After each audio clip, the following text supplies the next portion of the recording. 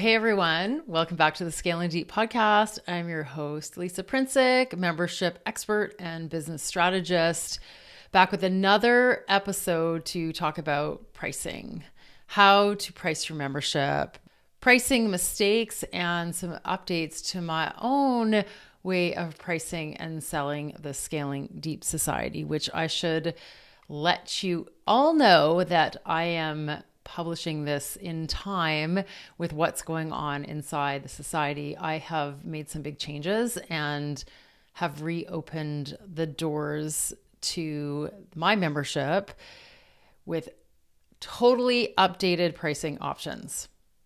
And if you're on my list, which I know many of you who are watching this are, you'll want to check those out. Open up your emails and see what I've got in store for you. So I want to make sure you saw that and heard about that first.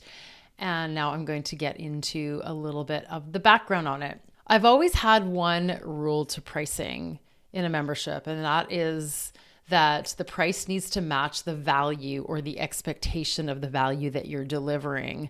And that is like my one rule that I will always hold and tell people about, because it's vital in order for you to be able to sell whatever it is you're selling to people and have them be, excited.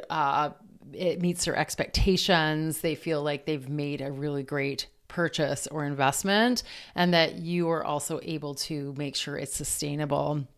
Everything I do is for sustainable growth in my business and in all the businesses of people who I help, because I think that's the only way, and it's the only way that you and I can, and all of us can guarantee that we are going to survive any major changes in trends and economic cycles, is to have a sustainable program, a sustainable business. All of that is so important. And pricing is a huge component of it, because if something changes and numbers change or logarithms change or any inputs into your business change in terms of how many people are coming and finding about you, how expensive it is to get people into your world, and all those things that can happen that are beyond our control in the short term. Like they just literally, like something was working 2 months ago and it's no longer working, or a year ago and it's no longer working the same way.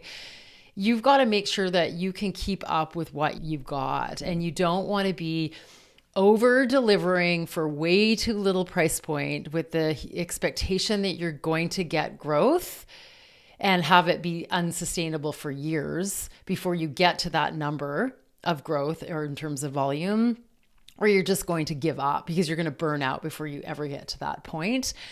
Or you don't want to also be priced at a point where everyone has an impression that the value is so high and there's some kind of hype going on and they will pay anything for what you're offering, and you are kind of being a little bit risky with the pricing it so high, and say you get more and more people in it and you can't meet the expectations of the people who are joining at such a high price point when there's just so little to go around of you that can give them the proper attention that they might need based on the expectations of the price. So that would be in the case of a higher ticket type of program or membership that's offering some kind of connection point as part of it. So I think what I'm trying to say here is that you want to base your pricing of your membership on the average value that the average member would get out of it, and make that really irresistible or too good to be true, so that the big user is going to be like, wow, I could have paid way more for this. But then the really low user is going to say, this is still worth it, even though I can't really take advantage of all the things. I'm too busy, don't have the time, can't use it all because I'm not there yet in my journey, but I feel like I'm in the right place and it's not causing me a major amount of harm in paying this ongoing fee. And I'm still able to get something out of it that makes a big difference, even though it might just be like showing up once every few months. However, the ROI is high. So pricing to match the value Now, it's super tricky at the beginning of a membership because we don't know how many people we're going to get in it. And even though we might have big growth goals, we don't know how long it's going to take to get there. So we have to make sure that that pricing is sustainable enough to last a while. So we have to have a couple of different thoughts around that. And one is like, how quickly can I grow? And if I'm really volume oriented, am I willing to do the things to get that high volume so that I can make it sustainable fast? Or do I need to settle on the fact that I'm not sure about volume? I'm not sure I'm set up for it. I know it'll take time. I'm not sure I'm personally ready for it to do all the things that it takes to get there, and that I need to price it based on a smaller amount of people for a while, and then hope that I can keep adding things in the future to make it more valuable as the membership grows. So that's in a way the best you can do when it comes to making pricing decisions. So I won't get into that in too more depth because I have all this inside the Scaling Deep Society. I have some pretty deep modules on pricing and positioning around that pricing so that people can really see the value of it. But I wanted to mention that because that is that tricky decision point. How do you know what to do? But while I can't answer that for you right this second without all the information I need to ask you personally in order to find out how to give you a recommendation based on what I'm hearing, I can tell you what not to do. And I want to give you some small pieces of advice or like words of caution around what I've seen doesn't work really well for your pricing. Okay. So I'm going to give you like 3 things to think through. One is pricing too little based on volume, which I already mentioned.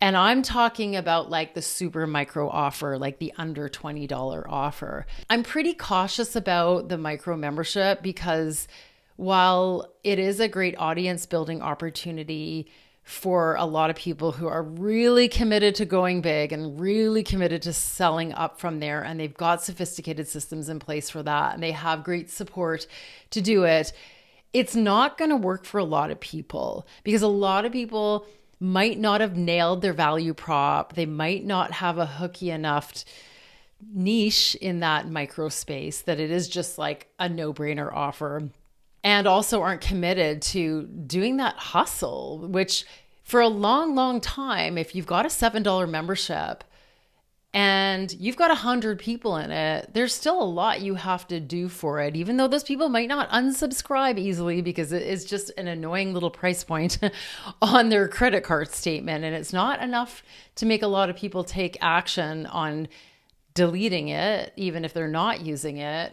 It's still something that you have to deliver on, and growing it is going to take a while if you don't already have a huge volume of people in front of you, because it's still a sale. It's still a person's attention that you have to get in order to know that you are alive, know that you have an offer, and have them take that action. So that's still work to be done. And you might have that in you right now. And I've seen people have that and do it well, but they are really passionate. They really want to get big. Like they, instead of saying, well, I want 1,000 members, they're like, I want 10,000 members. So their mindset is at a different scale, and they're getting the support to be able to stay accountable to that by getting the validation, getting the feedback on how to keep working on that plan, as opposed to not having support. And then you know what that means is that you get discouraged and then you don't kind of pick back up and keep going. And that's sort of the reason why things don't work. It's not because we can't do it or it's a bad idea. It's because we just give up when it gets difficult. So having support really makes all that difference.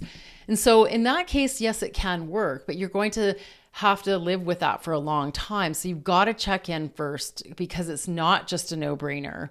And even when we think our price points are a no-brainer, I don't know. I still think a lot of people will unsubscribe if they're not using it, and if it's not useful to them, and if they don't feel like they can get that 7 times 12 months outcome out of it over a year. Because if someone is not even getting their $70 or $84 for it over the year, then they're going to unsubscribe at some point. Not everyone, but a bunch of people will. I mean, I'm that person. Like I by no means won't buy expensive, high quality things or services, but I will definitely don't want to pay niggly expenses that have zero use for me over months and months and months and months, because that just is untidy bookkeeping to me. That's just like loose ends, and loose ends just aren't my thing. So you'll have a number of people that, even though they can't afford it, they are going to make better decisions for their money. Okay. Those are just good money managers, to be honest. And you can't rely on that. So I would say that you're going to be working pretty hard to make sure it is relevant for such a low cost. So there's that caveat about that super low price point. And I have to question the sustainability of it for a lot of the people who are doing that. So that's a word of caution around pricing, is that it's just an example of how, when times get tough, people will look at all their expenses, and you won't just have like complete no-brainer price points.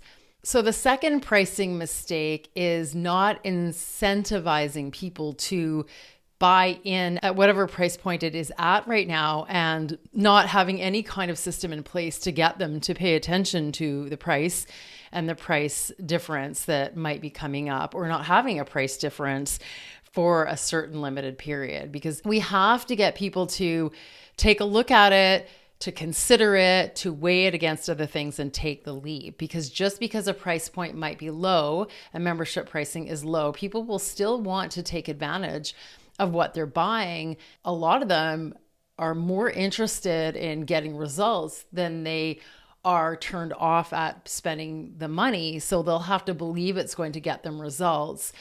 And they might not be doing the research by even reading the sales page of what is in the membership, and might not be making a decision, not because of the price being high or low, but because they're just not paying enough attention.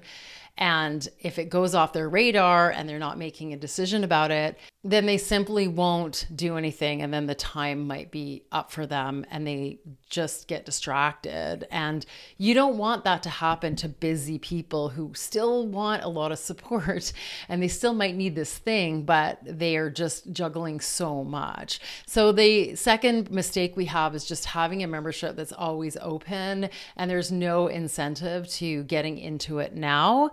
And that is part of pricing, is having enough of a pricing differential that either is just incremental pricing going up. That's like, by the way, pricing's going up next month, and making sure everyone sees that loud and clear and doesn't miss that chance to get in at that price point forever and take the chance on the membership to get in and get support.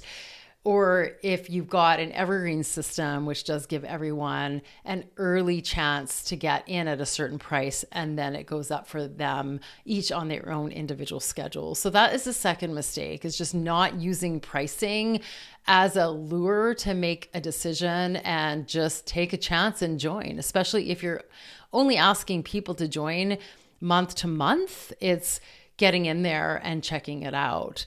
And then finally, the third thing, which has really affected me, is how you're selling it, because you can sell your membership so many different ways. You can sell it month to month. You can sell it like for a quarterly or 3-month minimum or a different kind of minimum. You can sell it as an annual. You can sell it as a lifetime. And recognizing that it is a membership and that it is access-based, how you explain it to people is either going to confuse and lose or entice people into it, because it's such an irresistible outcome for them. So you really need to think about how you're using your pricing in your sales to get them to either try at a low barrier to entry and get in and see how great it is and actually use it, or how you get them to commit to something longer that then encourages them to use it when they need it, but they know they've got access for longer term. So those are also really important things to think about, is like, are you confusing people? Now I'm going to talk a little bit about what I've done in the past and why I did it and why I've made some changes. Now, I have always sold my membership as a 6-month minimum. And I did that for a couple of reasons. First of all, I have power packed a really big course in it that is really solid in terms of designing and building and launching your membership program. And I get great feedback on it all the time. It's called Build a Revolutionary Membership. And that is inside the Scaling Deep Society. And it is an all access, like you can just like binge do it over a week if you want. And partly because of that, I didn't want to have people just come in for a month, do that, and then leave. And I realize now that that was kind of scarcity thinking, right? Because it's just assuming that people are just there for the info and they don't believe in support. And I know by now that that short-sighted thinking isn't going to get them very far over the long term, because it's not how to do something that really makes or breaks a business success.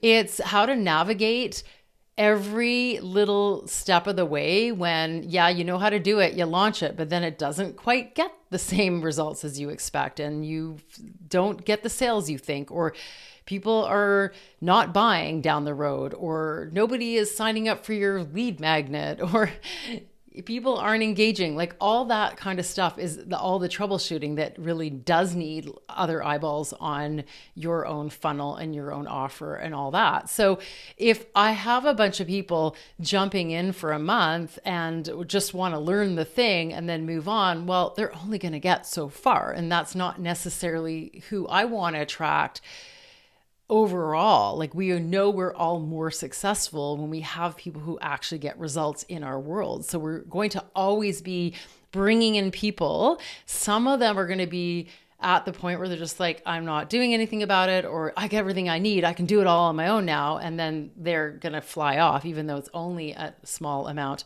the next month to continue that process, because you definitely want to learn from one person for a while before you just jump from new leader to new leader, because you're going to lose the continuity in what you learned and how to tweak it to be even better for you, which is all about, optimization. And that's going to be hard when you jump from person to person to person, because they're going to change everything up for you or encourage big changes.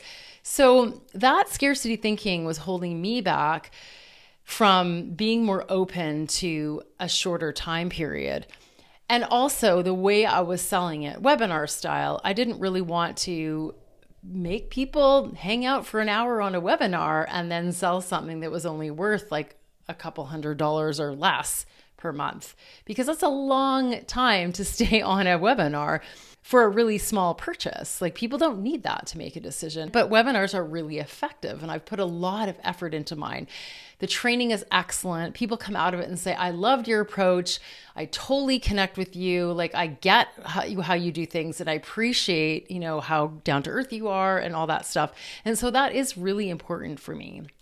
So those two things were causing me to set a 6-month time limit to my program, as well as I was always feeling a little bit uncomfortable about, well, if the group is small, I don't want a ton of coming and going because it's just distracting and it feels a little bit wonky to me. But perhaps because I'm first up there, I'm the only one that's really seeing this. And I'm sure other people are not paying as much attention to the coming and going as I am. Of course they're not. So when I kind of got over that, I realized that I had this interesting pricing because of all these reasons, and also because I really wanted to mentor people, because I really love getting clients results and holding them accountable in a loving way to just the work that they have to do to get to where they want to go, and helping them really see what they need to do and what they're willing to do and try to find that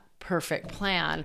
And that is really hard to do when you don't know people. So I was hanging on to this connection and relationship to people and running a membership. So it hit me that I was selling it kind of like a course, but not giving lifetime access to the course. And I wasn't selling my membership like a membership. And actually, my mentor really helped me think through that. It came out of a totally different question that I was asking in my mastermind group, and it ended up coming out with this: is this a course or is this a membership?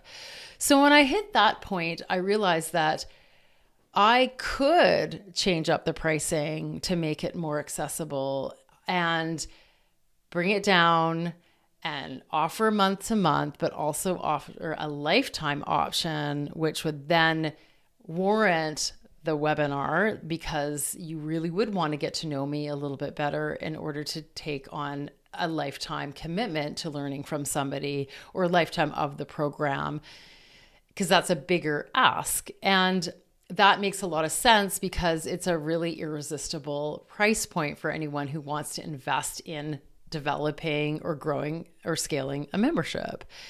So I added that, and I was able to reduce the price to make it more accessible, because in that whole process, I also realized that I was a little bit scared of volume. I am a relationship person. I want to know how everyone's doing. I don't want 1 million people in my world that I have no clue what's happening with them. Or so I thought. And I realized recently, actually with the help of some of my members, that I was actually a little bit afraid of that. And that was just a limiting belief that I had, that I couldn't help people if I didn't know how they were all doing. And I've also, since hearing from so many people who get value out of the Scaling Deep Society that don't necessarily show up to calls and don't constantly post in the community about how they're doing, but then once in a while when I do come across them and they say, oh, I've loved this and it's helped me so much, and oh, I watch all the replays, I realize that there's a lot more people getting value in their own way without me knowing anything about it, that maybe I should just let go of that control. So that is the final mistake, is that having all of your mindset blocks and assumptions cause you to price it and offer it in a way that seems logical to you, but is more confusing for the buyer because they don't know you very well. Maybe they don't want to commit to 6 months. And it's not because they don't believe in the value, but they just don't know enough to make that decision at that point. Or they thought it was a membership, so they thought it would be a month to month, and it's not. So then they weren't even prepared to invest into something like that at this point. And there's a whole million other things. So in thinking through all of that, I totally changed things up and reduced the price so that I could attract as many people who wanted to join as possible to the Scaling Deep Society, so that I could have a vibrant community. I can have way more people access it and help each other and allow it to grow to the size that it needs to be way more use to everyone, and also a lot more sustainable for myself.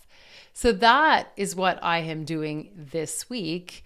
Is I've opened up the doors again. If you're on my mailing list, you want to go and check out the training that I've got, that I've reopened up with the new pricing offers at the end, and also having a limited time to get into the society for the best price possible, because that will actually go up for everyone next week. It really is a no-brainer price point, and it's a great opportunity to get in.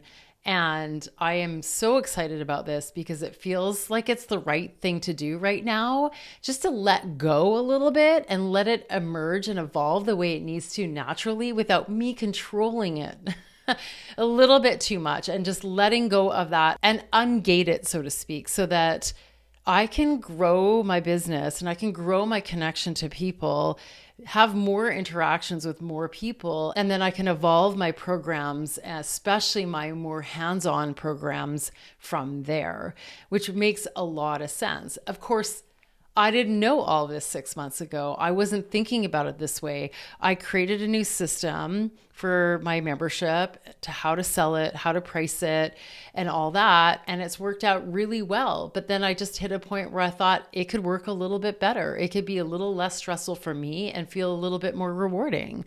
So that's why I've made those changes. Sometimes people think, well, how do I change things after I start, especially with pricing? Well, guess what? If it's not flying off the shelf in terms of sales, then it means you can make the changes. It means that you can relaunch or rebrand or reprice and reach out to your current members and let them know what's happening and offer them some type of bonus because they've been there for a while and things have changed. And then you can move on, and then you've reinvented it. And it's got a better chance of being better for everyone. And a lot of people will really understand that. Don't forget that they're also there to watch how you do things and how you make decisions and how you don't put your flag down and say, this is the way it is, like they'll understand that things change and they'll learn from you. And that's really what they need to be successful in their life or in their business or whatever else is they're working on. So it's really okay to do that. You've got to trust that they're not just there to see you do things perfectly. So that is a little bit about my story. It's a little bit about how pricing really affects your decisions, but at the same time as you want to get it right, you don't have to get it perfect. It can change and things will be great. So on that note, I really want you to come on over to the scalingdeep.com website. Either get into my training, or if you're already on my list, you'll have access to it right now. Check out the new pricing for the Scaling Deep Society. Jump in and get some support and see what you think. I urge you to stay for a long time, but also follow what's right for you. And now that you've got that option, I hope to see a lot more of you jumping in, taking action, growing your dream program, because it really is a great way to serve clients and to keep your revenue coming in, low stress, no feast or famine, no launch burnout. It's awesome. Have a great week. Bye for now.